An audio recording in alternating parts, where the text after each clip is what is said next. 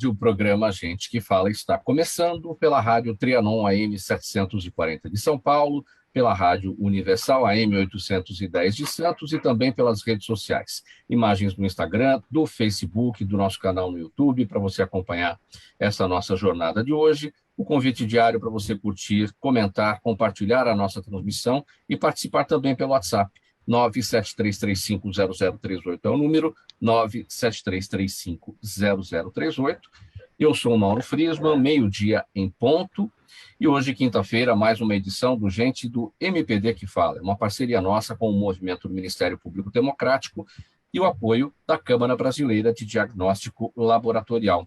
Vamos aqui para a apresentação dos nossos convidados, que vão analisar ou debater os assuntos propostos aqui na nossa pauta. Doutora Liliana Buff, procuradora de Justiça aposentada, advogada, associada do movimento do Ministério Público Democrático. Procuradora, como vai? Tudo bem? Bem-vinda mais uma vez. Muito obrigada, Mauro. Sempre um prazer participar desse programa com pessoas tão ilustres para a gente discutir assuntos de interesse de todo mundo. Obrigado pela presença. Também com a gente a doutora Camila Studert, advogada, palestrante. Ela é consultora especializada em LGPD, a Lei Geral de Proteção de Dados. Doutora Camila, bem-vinda mais uma vez. Tudo bem? Boa tarde. Muito obrigada, Mauro. Boa tarde já, né? Agora já estamos adentrando a tarde. Boa tarde a todos. É um prazer estar aqui com grandes nomes mais uma vez e espero que a gente tenha aí uma conversa levando bastante informação para a sociedade. Obrigada mais uma vez pelo convite. Obrigado pela presença. Vamos em frente aqui com a apresentação do Luiz Alberto Machado, economista. Machado é consultor da Fundação Espaço Democrático, sempre colaborando com a gente também. Boa tarde, Machado, como você está?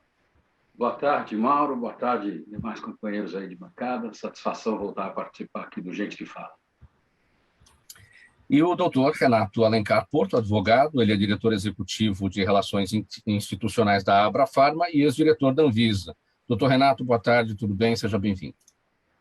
Boa tarde, Mauro, mais uma vez, obrigado pelo convite, é sempre um prazer levar informação, especialmente num tema tão caloroso à sociedade nos dias de hoje, que é a saúde. Então, muito obrigado e é um prazer estar com vocês. Vamos aqui ao nosso primeiro tema desta nossa edição. O Tribunal Superior Eleitoral formalizou parceria com 8 redes sociais para combater a desinformação sobre o processo eleitoral deste ano. Os memorandos de entendimento listam ações, medidas e projetos a serem desenvolvidos em conjunto pelo TSE e essas plataformas, essas redes sociais, de acordo com as especificidades de cada uma delas. Tais ações serão colocadas em prática mesmo depois do período eleitoral até 31 de dezembro. E uma das principais linhas de atuação é a remoção de fake news e outros conteúdos considerados danosos ao processo eleitoral. Doutora Camila, especialista em LGPD. Sua avaliação sobre esse acordo entre o TSE e as plataformas, 8 delas, o Telegram não se inclui aí, não tem representação no Brasil, para onde a gente pode caminhar positivamente falando? É sempre bem-vindo, não é, Mauro, uma iniciativa dessa. Nós já tivemos uma iniciativa parecida pelo próprio TSE na eleição passada, e é curioso, né, que nós vivemos a sociedade da informação, mas nunca fomos tão desinformados, né? Então, é uma avalanche aí de informações. O TSE está aí tentando fazer o seu papel de coibir práticas que realmente levam à manipulação de massa, envolvendo os manipuladores, né? A gente tem aí já um histórico de eleições, o próprio Trump foi eleito por uma manipulação de massa decorrente de uma venda de dados pessoais do Facebook. Então, a gente está falando aí de empresas cujo core é dado, né? Essas empresas ganham dinheiro com dado pessoal, e o negócio delas é realmente esse. A gente espera que essas medidas sejam efetivas, né? Mas eu acho que a informação, a educação do usuário ainda é a melhor ferramenta. Não dá para a gente ficar acreditando muito em Facebook, que agora é Meta, né? Em ferramentas de WhatsApp.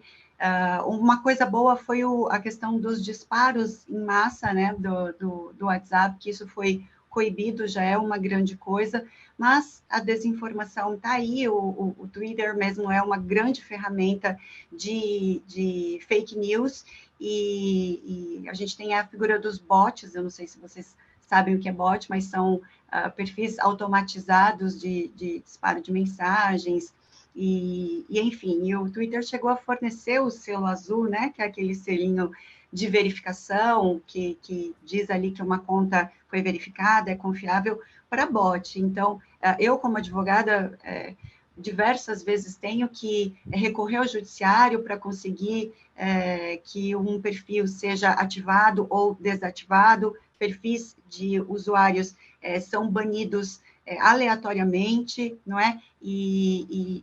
Do oposto também, né? Crimes ocorrem dentro do Instagram e a gente não consegue fazer a denúncia, não consegue fazer isso acontecer somente junto à empresa, e a gente tem que judicializar isso. Espero também que não seja uma ferramenta de arbitrariedade, espero que a gente consiga aí manter né, o nosso direito de expor as nossas opiniões. E a gente espera que realmente a gente está num caminho, né? É tudo muito novo, né? E, de fato, é uma atitude louvável do TSE. Telegram é um aplicativo russo, né? Então, já não precisa dizer muita coisa. Vamos ver, pode ser banido? Pode, mas não esse ano, né? Vamos ver aí como é que vai ser isso. Eu ia chegar nessa questão do Telegram, porque a minha primeira pergunta foi vendo esse acordo de forma positiva, quer dizer, o lado negativo até aqui é o fato que o Telegram não tem representação no Brasil e muito pouco até aqui pode ser feito em relação a esse aplicativo, mas ele pode ser banido? Existe este caminho? Pode sim, ele pode, né, ter as suas atividades suspensas, mas eu acredito que para esse ano, que é um ano fundamental, eu acredito que isso não vai acontecer, mas pode sim. Interessante, no início da sua fala, esse paradoxo que você apontou, né? Nós vivemos a sociedade da informação, mas nunca estivemos tão desinformados. Mas o brasileiro médio, sozinho, pode fazer pouco ou quase nada nessa questão. Eu sempre levanto aqui, nós jornalistas já temos uma grande dificuldade em levantar fake news, em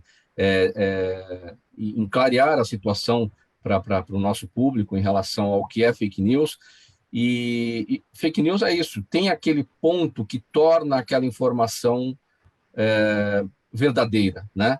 Mas é ali que tudo começa a se desmontar. A gente consegue, o brasileiro médio consegue entender isso? Como é que é a sua avaliação? Não, infelizmente não. Falando de um brasileiro médio, eu tenho muita dificuldade, assim, através das minhas redes sociais, eu sempre tento promover essa educação, né, de veja o que você está disseminando, não clique em links que você recebe por WhatsApp, porque é um universo, não é só fake news, mas também os golpes, tá uma loucura essa questão de golpe digital, todo dia, e isso tudo aí através de Facebook, Instagram, e a maioria através, antigamente era mais por e-mail, mas agora bastante por rede social.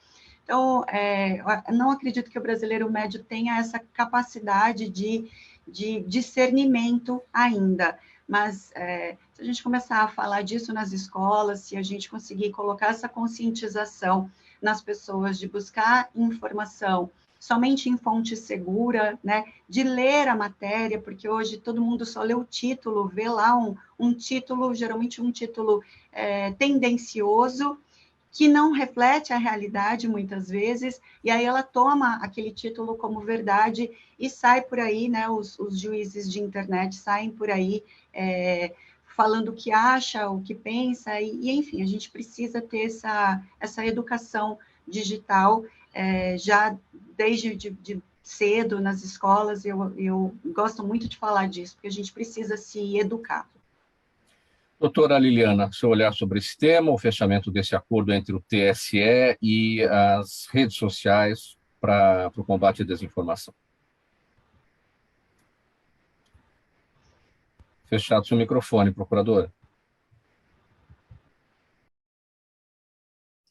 Eu vejo com muito bons olhos esse acordo, é uma tentativa de impedir essa disseminação de notícias falsas e, enfim, eu não sei a dificuldade que haverá.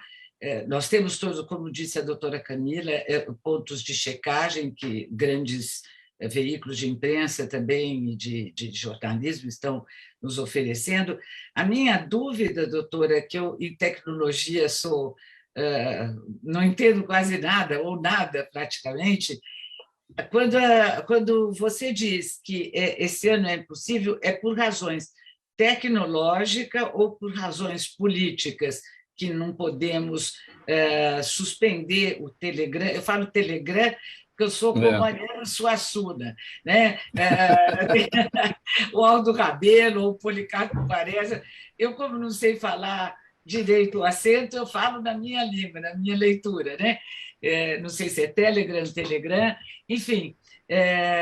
Qual é a razão de não conseguirmos, justamente num ano decisivo, e tendo em vista até que o brasileiro médio não tem esse preparo com as redes sociais para discernir o que é verdade, o que não é, né? Qual a razão de não podermos suspender a atuação dele no Brasil? Doutora, tão somente política, né? É só por isso que eu acredito que não, tão somente política mesmo. Claro que conseguiríamos se quiséssemos, né? Mas como existe aí essa questão da proximidade, não é? De Bolsonaro e Putin, de ser o Telegram um aplicativo russo, então somente motivação política, infelizmente. Quem sabe a gente não consegue uma boa surpresa. Quem sabe, tomara, né? Porque isso é um estelionato eleitoral, muitas vezes, como já foi, né? Enfim. Exatamente. Doutora Liliana, nessa questão de Telegram ou Telegrama, né? Melhor a gente voltar, o Telegram, né? Já é melhor a gente voltar para o Telegrama, né? Machado, engraçado que o Telegram ele é melhor em questão de privacidade do que o WhatsApp, por exemplo. Ele é um aplicativo assim muito bacana no quesito privacidade, né? Domínio sobre privacidade, sobre o que você compartilha, enfim, muito mais do que o WhatsApp. Mas tem essa peculiaridade política aí agora. É verdade. Luiz Alberto Machado, seu olhar sobre esse tema. Duas observações muito pontuais e muito rápidas, Mauro. A primeira, eu faço uma analogia com o que acontece com o doping no esporte. É uma briga de gato e rato. Quer dizer, você consegue parar alguma coisa, os caras já descobriram outra. Então, é elogiável a iniciativa de tentar o acordo para tentar combater, mas eu acho que a viabilidade desse combate é muito limitada, porque você vai fechar umas portas e os caras vão descobrir outras rapidamente. A segunda coisa é uma recomendação, afinal, o nosso programa também é cultura. Eu recomendo que deem uma lida nesse livro, Os Engenheiros do Caos. É sensacional e mostra que esse problema não é só no Brasil, não é o brasileiro médio que não consegue entender. No mundo inteiro, os problemas estão acontecendo nessa área. É o ser humano médio. O ser humano médio. Renato Porto, seu olhar sobre esse tema como cidadão, você compartilha da opinião do Machado? Esse combate tem limitações? Bom, mais uma vez, boa tarde. Também observações muito pontuais. Eu compartilho sim, e minha fala começaria com parte da fala do Machado. Eu acho que a gente, para combater esse processo, através de um processo fiscalizatório, punitivo, é muito difícil. Como o Machado deu o exemplo do doping, eu dou o exemplo do alarme de carro. Bota alarme, eles vão criar outro, criam outro empecilho para que esse carro seja roubado. Então, o sistema de controle precisa funcionar melhor.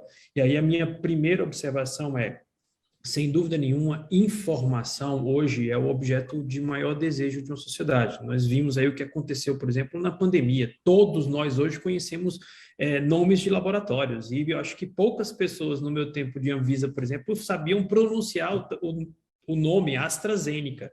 Então, as pessoas falavam AstraZeneca, Astra, e não se sabia falar. Hoje todo mundo sabe AstraZeneca, Pfizer e todos os outros laboratórios. Então, acho que essa informação precisa ser levada para a sociedade com qualidade, para que a sociedade consiga distinguir, sim. É difícil? É. Leva tempo? Leva. Isso é um problema brasileiro só? Não. A gente viu saúde, a gente viu vacina, a gente viu testagem, já a gente entra em outro tema.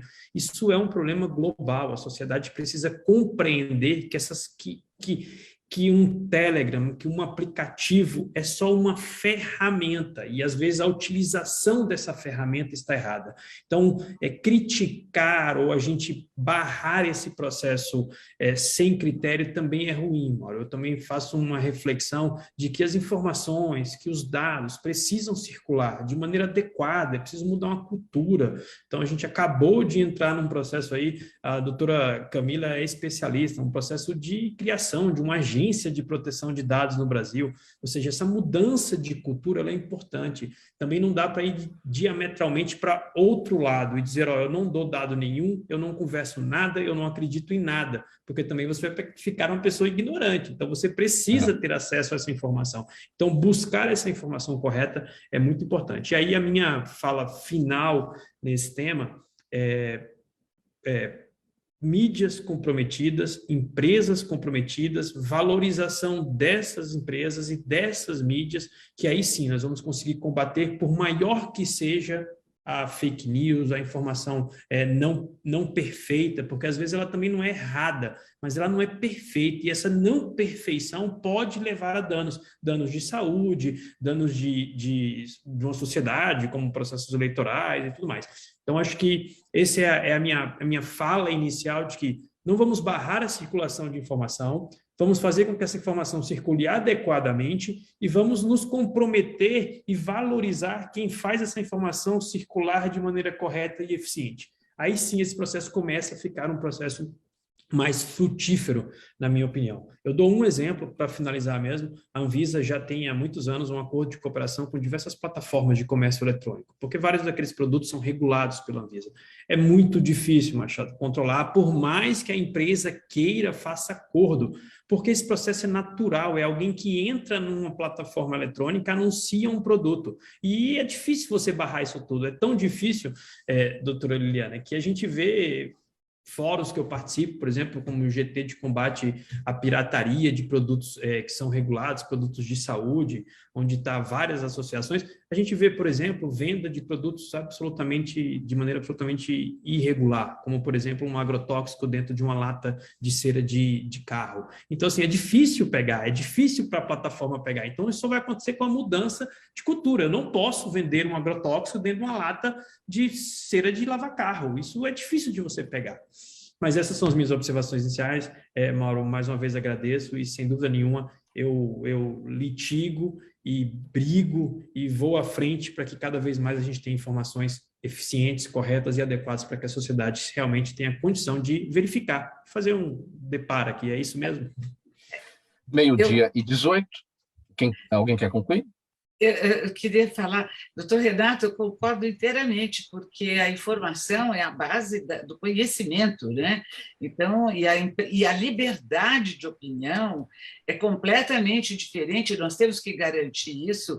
A liberdade de opinião é muito diferente de uma maldosa, dolosa, falsa notícia para incentivar as pessoas a agirem de forma não adequada. Respeitar as convicções das pessoas, óbvio, inclusive no que tange a vacina, mas elas precisam saber discernir. Então, isso só por meio da cultura mesmo, por meio da educação. Né? Exatamente. Infelizmente, a gente vive numa polarização, né, hoje no Brasil. Então, até mesmo os meios de comunicação idôneos têm aí puxado para suas opiniões, né? Têm sido tendenciosos em alguns quesitos. Então, por exemplo, o Meta é quem vai decidir o que é e o que não. Então, você faz ali a denúncia e é a critério do Meta que vai se estipular se aquilo é ou não, se aquilo fere ou não fere política, que é o que acontece hoje. Eu tenho uma imensa dificuldade em denunciar estelionato digital por meio das ferramentas de denúncia hoje do Meta. Então, é um processo mais de educação mesmo, do nosso povo, do que de acreditar nas plataformas. Mas nós também temos que ter mecanismos, como você mesmo age, para evitar que uma empresa privada do porte da Meta faça a manipulação de massa. Faça a manipulação em massa, porque senão fica na mão de uma pessoa a cultura, né? A coibição dos disparos em massa já é uma grande coisa, né? Porque esses bots e essas ferramentas de disparo em massa realmente eram uma grande ferramenta de disseminação de fake news. Pessoal, 12h21 agora no programa Gente que Fala, edição de quinta-feira, o Gente do MPD que Fala, parceria nossa com o Movimento Ministério Público Democrático e o apoio da Câmara Brasileira de Diagnóstico Laboratorial. Nós vamos partir para o seguinte tema agora. Além dos 9 anos de prisão por coautoria em crime de estupro coletivo, a justiça italiana condenou Robinho a pagar 60 mil euros a título de indenização civil, o valor em torno de 350, 360 mil reais. Em artigo publicado pelo UOL, o jurista Walter Maierovitch diz que, até agora, Robinho não depositou o valor da indenização. Se não pagar, a vítima terá de executar o título condenatório no Brasil. E para cumprir a formalidade, a Itália deverá solicitar ao Brasil a extradição do jogador ou o cumprimento da pena por aqui. Porém, pela nossa Constituição, uma decisão de fora e não sujeita a reexame e revisão pela justiça brasileira violaria regras fundamentais. Doutora Liliana, estamos diante de uma situação que gera impunidade, né? Bom, a questão de direito internacional privado e público é muito complexa e eu não tenho domínio sobre os tratados, aliás, nem domínio, não tenho nem conhecimento, algumas vezes, de tratados internacionais. Agora, eu não sei aqui, até li o artigo do Dr. Walter, respeitadíssimo, mas não entendi a confusão entre indenização civil e homologação de sentença penal condenatória, porque acho até, um parecer assim, sem muito fundamento, que a indenização civil seria possível ser cobrada no juízo civil aqui no Brasil. O problema maior é a questão da condenação propriamente dita. Então, a gente vê, e isso não é só o Brasil que tem impunidade, né? Os tratados internacionais propiciam muitas vezes a impunidade. Haja vista os sequestradores lá atrás do Diniz, né, que se faz tratado de última hora para poder mandar para o país onde eles não cumprirão pena, os do Washington Oliveto, que 2 fugiram do Brasil, tendo saída temporária no Dia das Crianças, eram 2 jovens que nem tinham filhos, não sei quem eles iriam, estrangeiros, visitar o Brasil. Então, essa questão da impunidade, e o que deixa a gente assim perplexo é uma figura como o Robinho, uma figura respeitada, um grande atleta, que o Brasil inteiro admirou e admira, além de ter cometido um ato ilícito e até criminal, segundo a justiça italiana, não cumprir, pelo menos, com a obrigação de indenizar a vítima, não é? Enfim, isso dá uma imagem muito ruim do brasileiro para o brasileiro e para os estrangeiros, porque são ídolos de esportes internacionais que cometem barbaridades e que, ainda assim, as legislações permitem a impunidade, o que é péssimo pedagogicamente para a sociedade. Né? O início da sua fala, doutora Liliana, isso também, por tudo que eu li, por tudo que eu fui atrás para tentar entender, isso gera muitas dúvidas mesmo. A impressão que eu tive é que tanto a condenação, a execução da pena e a indenização, as coisas deveriam acontecer a partir de um pedido de execução da própria Itália. Mas só que isso nunca aconteceu no Brasil, nenhum país conseguiu fazer uma execução uma condenação de fora, né, ser executada aqui no Brasil. Essa falta de entendimento, se a condenação à prisão ou à indenização, me parecem as duas coisas juntas. Enfim, mas temos essa dúvida. É que a homologação de sentença estrangeira também é complexa, porque você não pode, o Supremo não poderia homologar uma pena que não tivesse a mesma intensidade no Brasil, e uma indenização que também não tivesse a mesma repercussão, pelo menos até onde eu sei. Então, são mecanismos processuais complicados. E se a Itália não pedir, realmente executado aqui, não pode. O civil eu não sei, o penal eu tenho certeza que precisa homologar. Doutora Camila, seu olhar sobre esse tema. Pois é, Mauro, na última vez que eu estive aqui participando, a gente também trouxe, né, esse assunto, discutimos bastante, né, foi logo quando veio a notícia da condenação, e se ele seria ou não, de fato, né, se ele cumpriria ou não essa pena. Eu reitero aqui tudo que eu falei naquela vez, eu acho esse um fato muito lamentável, e eu espero que é uma vergonha, né, para o Brasil, para os brasileiros, para os homens, eu acho um fato realmente como foi, né, foi um estupro feito de uma forma bem, acho que tem níveis, né, não sei se tem níveis ou não, mas enfim, foi uma cena muito feia, e eu acho que a sociedade precisa pressionar aí para que o Robinho pague todas as suas condenações, tanto as criminais quanto as cíveis. Eu espero. Luiz Alberto Machado. Bom, a questão judicial passa muito longe do meu conhecimento, mas eu queria fazer algumas considerações, sem querer defender o Robinho, porque eu acho que foi realmente uma atitude selvagem. Agora, é uma situação em que nós temos casos e casos, porque o esporte está cheio do que a gente chama de Maria Chuteira. Então, por exemplo, eu lembro daquele caso do Mike Tyson. O que a mulher foi fazer no quarto do hotel dele? Foi ver a beleza dos olhos dele? Então, são situações muito estranhas. E aí vem uma segunda coisa. O atleta, principalmente, ele precisa estar muito bem preparado. E, normalmente, eles não estão. O sucesso sobe a cabeça. E o atleta ele é muito assediado. Então, se ele não estiver preparado, ele acaba entrando em fria. Nós tivemos recentemente o caso do Neymar. Não estou dizendo que o Neymar era inocente no caso, mas, de novo, é o problema do sucesso aliado ao interesse não declarado de pessoas interesseiras. Então, repito, não é o caso do Robinho. Do Robinho me parece muito claro que foi uma atitude meio selvagem, mas são situações que tendem a ser muito comuns em função dessa transição muito rápida. Normalmente, isso pega quem? Atletas que saíram do nada e que, de repente, são milionários, ganham fortunas e passam a ser muito assediados, inclusive sexualmente.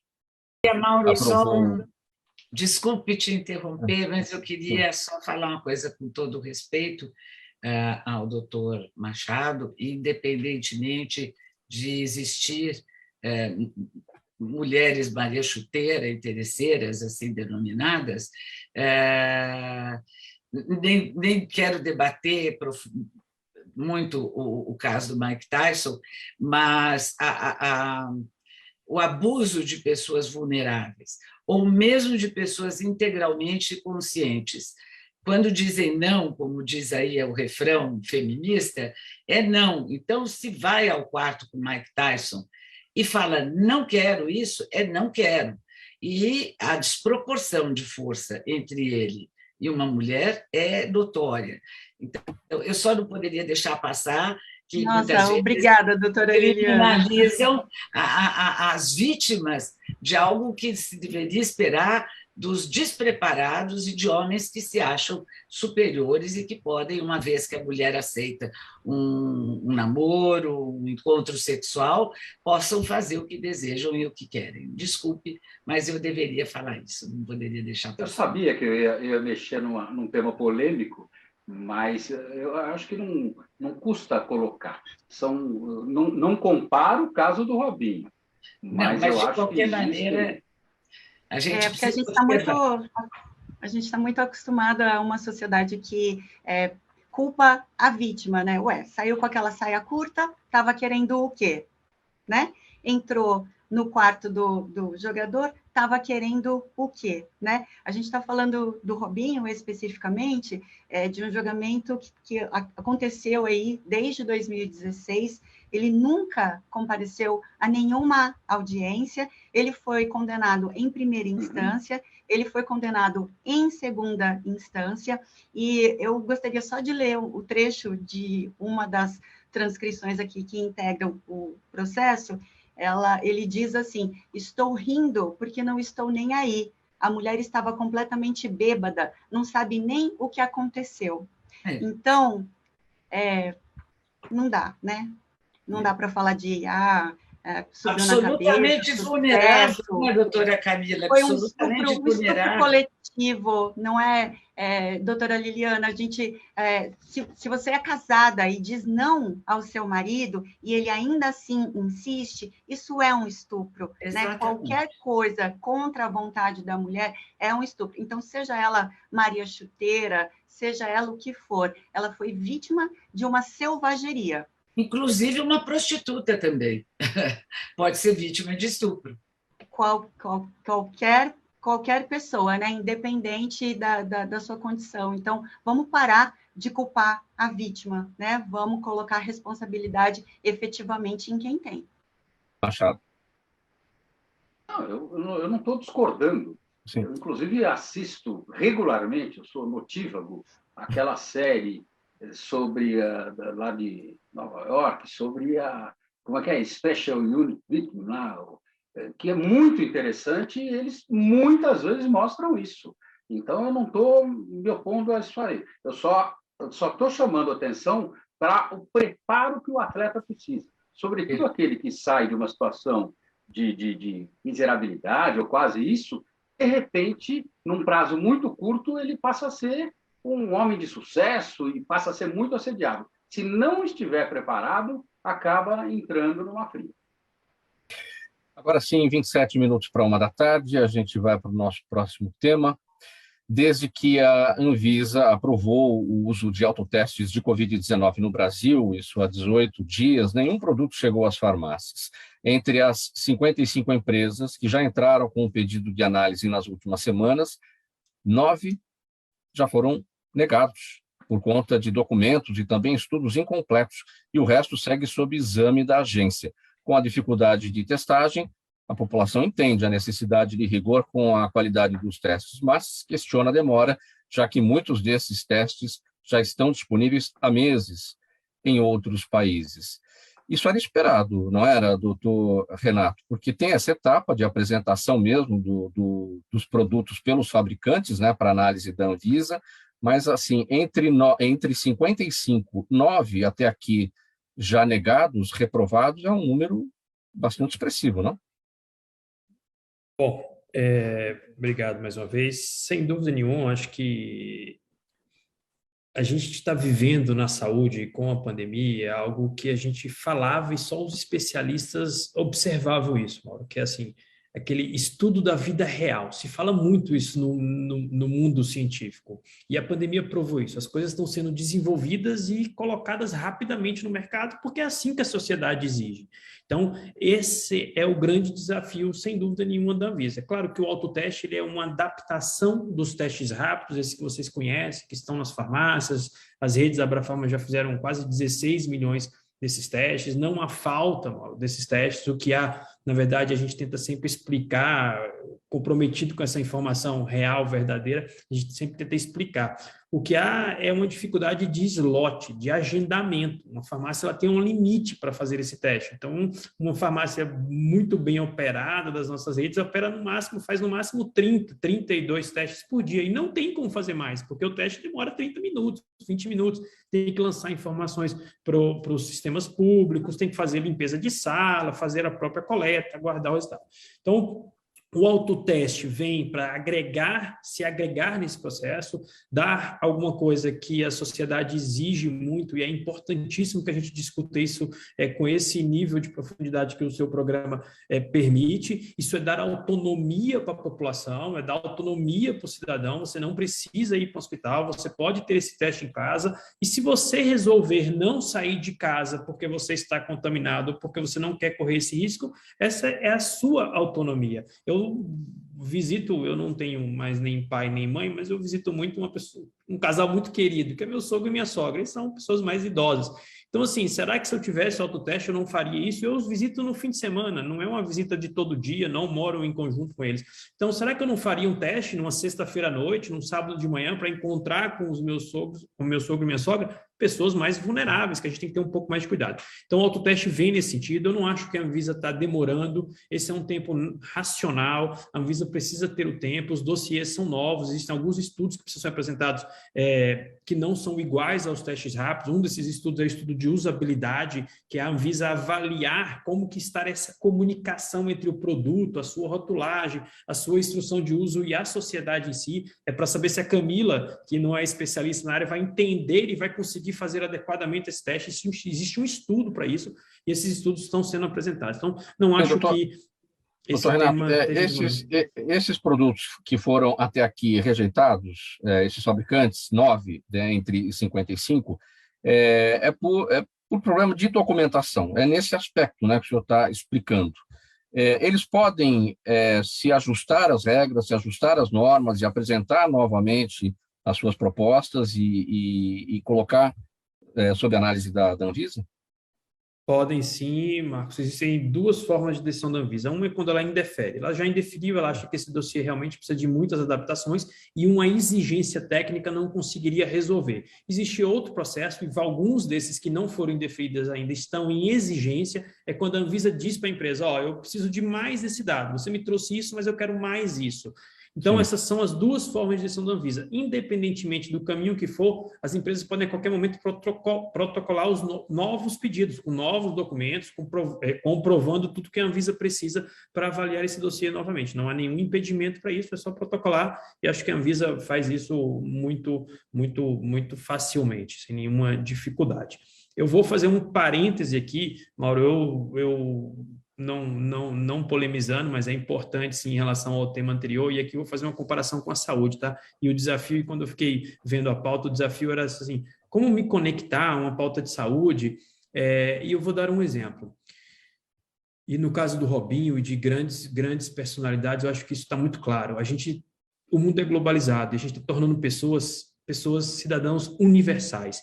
E aí eu acho que a dificuldade do direito é conseguir trazer essa responsabilidade universal para algum país. Como algum país vai cumprir isso? E eu dou exemplo de saúde por quê?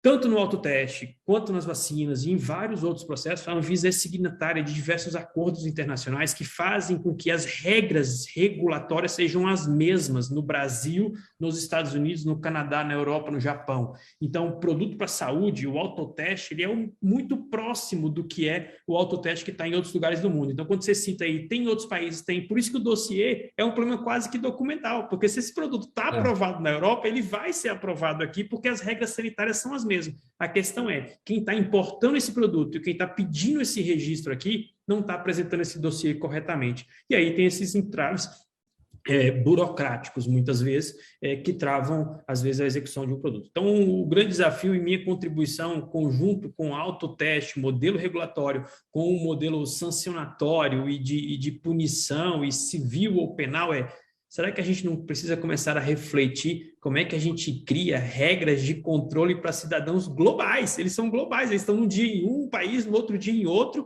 e isso é muito difícil mesmo. Então, é minha contribuição, quem estudou e compreende um pouco aí de marcos regulatórios que sobrepassam fronteiras, né? O medicamento é o mesmo, não importa se alguém está tomando isso nos Estados Unidos ou aqui, a Pfizer ou qualquer outra empresa do mundo garante os níveis de qualidade igual, e também não dá para a gente dizer que isso é diferente, porque a sociedade é a mesma, o cidadão é o mesmo, o ser humano é o mesmo. Então, é isso que se perquere no mundo, se busca no mundo. Faltando 20 minutos para uma, a gente vai para mais um tema aqui. é o seguinte: uma pesquisa realizada pelo Centro de Estudos de Segurança Pública e Cidadania mostra que 63% das abordagens policiais na cidade do Rio de Janeiro tem como alvo pessoas negras. Para a socióloga Silvia Ramos, ela é coordenadora desse estudo, os dados revelam o caráter racista como centro da atividade policial do Estado. Segundo o levantamento, 17% dessas pessoas já foram abordadas pela polícia mais de 10 vezes. Ao olhar para o local das abordagens, os pesquisadores notaram que as atividades comuns a pessoas brancas são vistas como suspeitas para pessoas negras. Luiz Alberto Machado, o que esse dado nos revela? Negros são 63% dos abordados pelos policiais do Rio de Janeiro. Talvez possa espantar o percentual, mas não me causa surpresa. E se estender esse universo, provavelmente não vai ser muito diferente em outros lugares. Talvez não no Nordeste, onde o percentual de negros de fato seja maior, mas aqui em São Paulo é algo muito próximo. E, de novo, eu repito, não é uma questão exclusivamente brasileira. De novo, vou até ser redundante, nessas séries que eu assisto, tenho um que é sobre hospitais. E tem passado frequentemente um anúncio em que tem uma negra presa no hospital, algemada na cama. E a médica comenta: puxa vida, ela fez uma ofensa a um policial e eu também fiz. Ela está algemada e eu levei um tapinha nas costas. E a outra, a enfermeira negra, falando assim: por que será, né? Ou seja, a questão racial é uma questão ainda presente, não resolvida, apesar dos esforços em várias partes do mundo. Doutora Liliana, o que esse estudo, esse dado, negros são 63% dos abordados pelos policiais do Rio? O que revela esse estudo? Revela que o Brasil, que se dizia não racista, um país multirracial, um país de pluralismo racial, é racista. As mortes e as prisões estão lotadas de negros, aos quais muitas vezes não se dão oportunidade de ter um esclarecimento maior. Eu acho até que isso tem tanto racismo, claro, que é estrutural no Brasil, que veio de uma escravidão terrível, a última a ser abolida no mundo. O racismo também é filho da miséria, filho da marginalidade social, filho enfim, dessa discriminação e da discriminação econômico-financeira também. O país é muito desigual, aliás, eu concordo, doutor Machado, o mundo está muito desigual. As fortunas estão concentradas na mão de pouquíssimas pessoas, de um percentual irrisório, e o mundo ainda tem fome infantil, desnutrição infantil, doenças que já podiam ter sido, enfim, eliminadas. E, infelizmente, tanto o negro como os transexuais, os homossexuais, as mulheres ainda têm muito a conquistar em termos de igualdade social. Seu entendimento, doutora Camila? É exatamente isso, né? A gente tem muito ainda que conquistar. O racismo não é um problema do Brasil, o racismo é um problema do mundo. A gente tem aí os episódios de inteligência artificial racista, nós temos um grande problema em relação à inteligência artificial racista. O ano passado, por exemplo, o Facebook tirou uma das suas tecnologias, porque a IA classificou vídeos onde apareciam pessoas negras como primatas, né? Então, a gente tem diversos episódios aí de racismo praticado por inteligência artificial. Essa é uma realidade, infelizmente.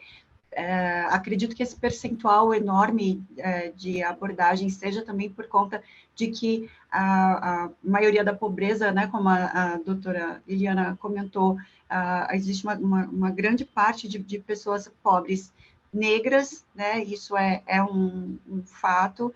E, infelizmente, eu, por exemplo, eu tenho grandes amigos, e eu sinto muito a dor deles, assim, amigos negros, né? É uma coisa que me toca muito, assim. E voltando lá atrás, eu a vida inteira estudei em colégio particular, e sempre só teve um negro, uma pessoa negra na minha sala. Hoje, a minha filha, que também estuda em escola particular, hoje também só existe uma pessoa negra na sala dela.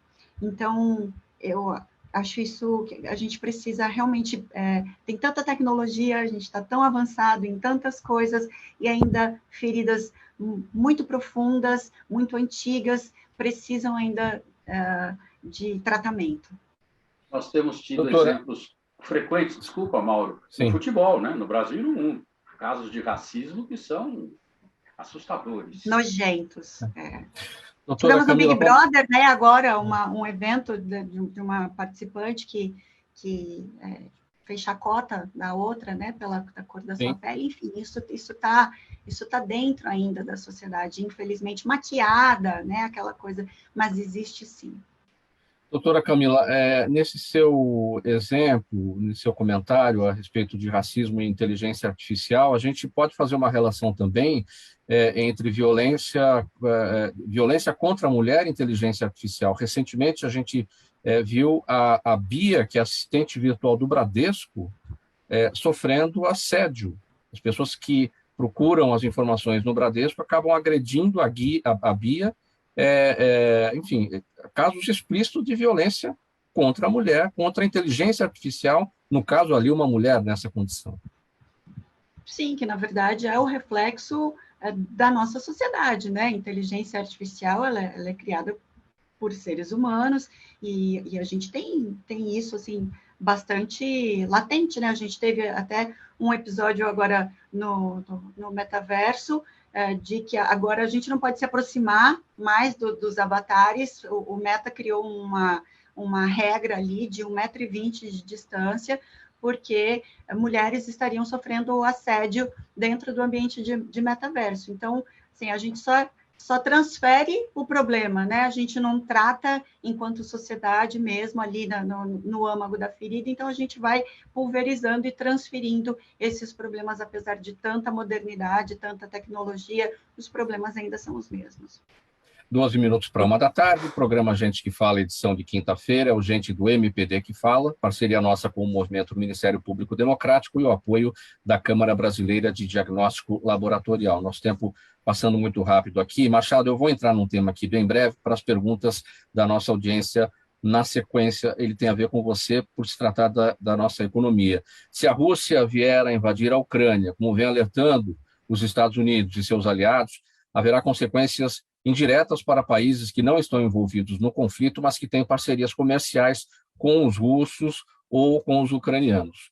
De acordo com analistas, o Brasil seria afetado principalmente por causa da economia, que mantém relações, embora pequenas, com ambos os países. E o impacto mais significativo seria a maior pressão sobre a inflação, motivada principalmente pela provável elevação dos preços do gás e do petróleo. E a nota que fala sobre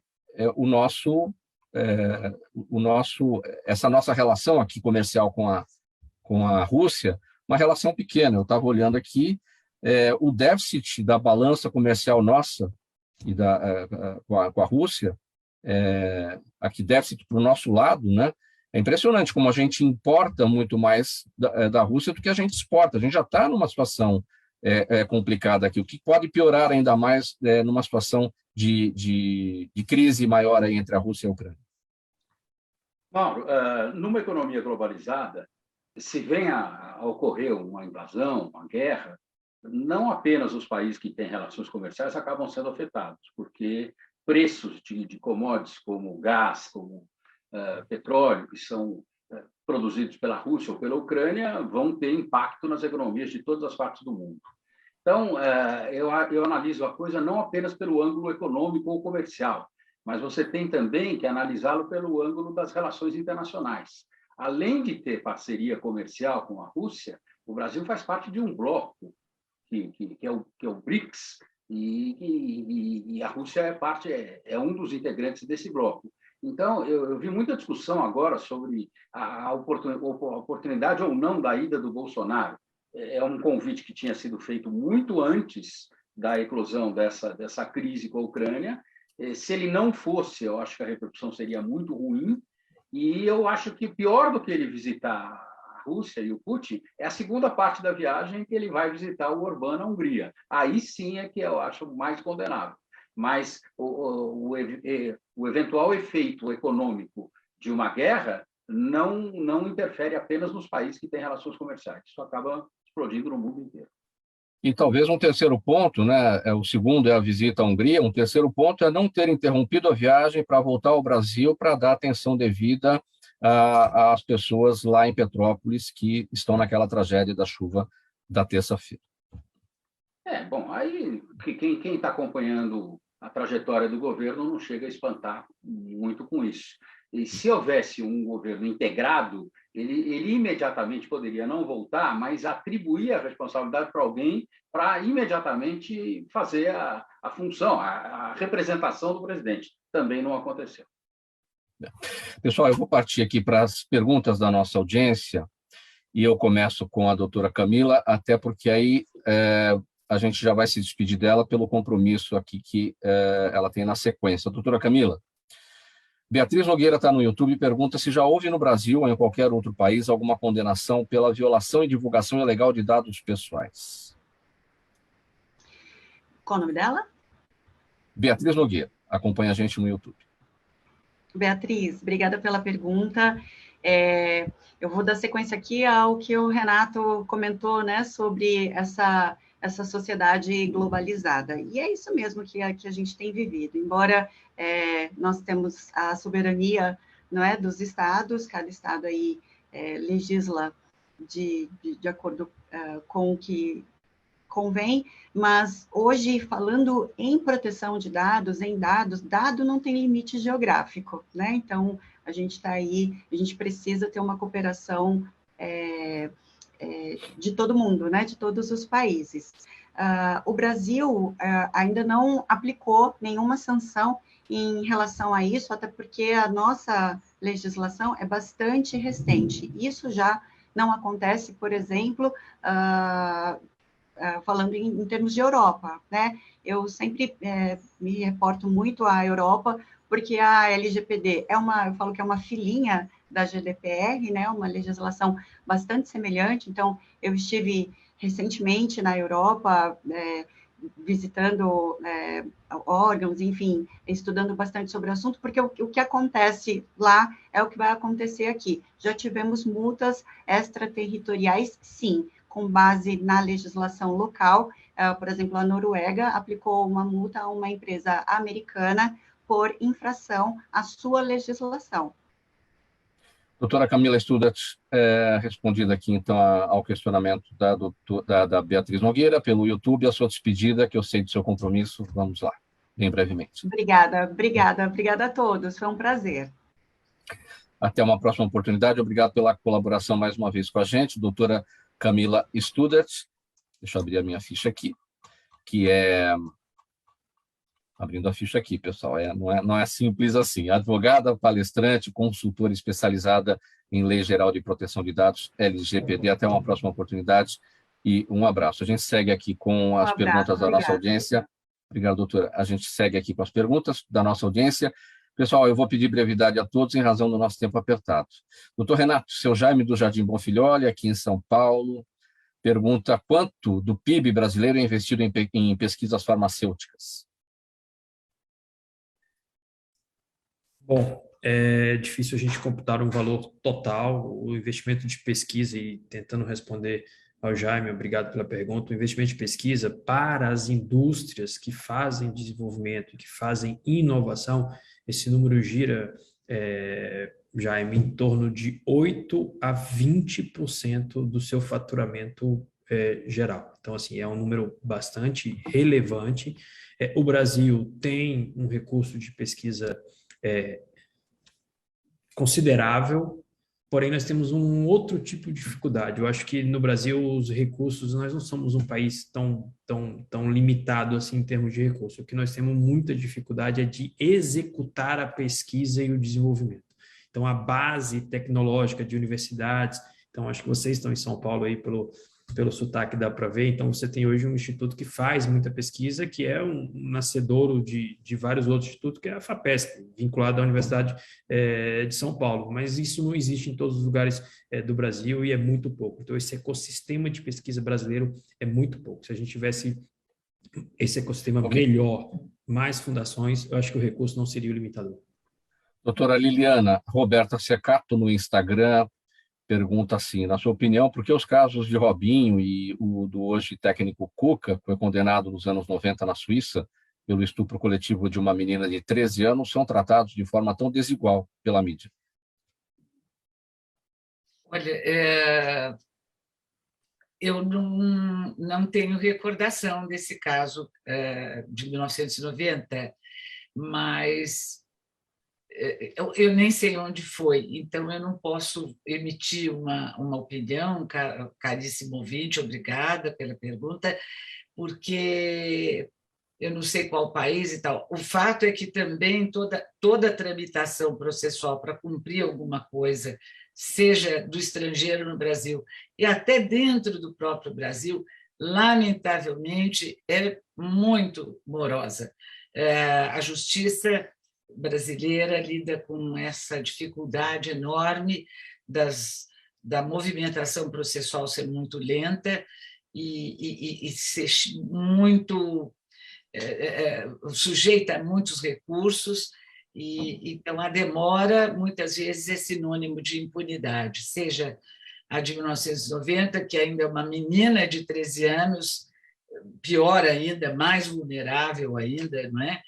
E esses casos, muitos passaram durante muito tempo impunes, porque até as vítimas tinham muita discrição e medo de denunciar.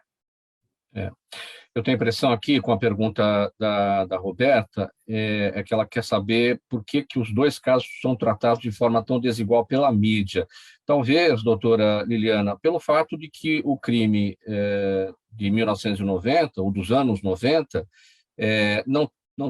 isso não foi amplificado como este do caso do Robinho, por conta até das nossas tecnologias, das redes sociais, enfim. Então, talvez tenha aparecido um tratamento desigual, mas os crimes são os mesmos e merecem as mesmas punições. Obrigada.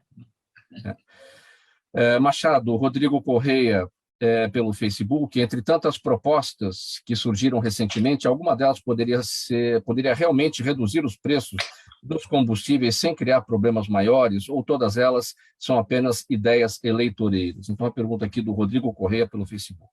Aliás, discussão no Senado essa semana, hoje especialmente, né, a respeito deste tema. Obrigado, Rodrigo.